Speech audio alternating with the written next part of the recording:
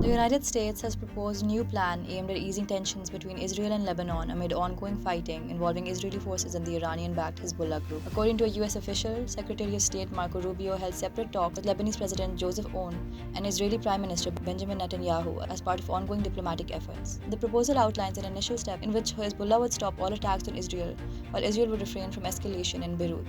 The official said this would create space for gradual de-escalation and an effective cessation of hostilities. The official added that President Joseph Aoun has tried to advance a proposal and secure an agreement, while Lebanese Parliament Speaker Nabi Berri said he would guarantee Hezbollah's commitment to a ceasefire, but placed the responsibility on Israel to stop shooting first. At the same time, Israeli Prime Minister Benjamin Netanyahu ordered troops to move further into Lebanon, despite a ceasefire announced more than 6 weeks earlier. Israeli forces also seized the 900-year-old Beaufort Castle and a strategic ridge in southern Lebanon, according to the military, following heavy cross-border fire that led to school closures and restrictions in northern Israel. A U.S. official said Washington does not expect Israel to continue absorbing attacks on its civilians from Hezbollah. Meanwhile, international reactions intensified after several countries condemned the Israeli offensive in Lebanon.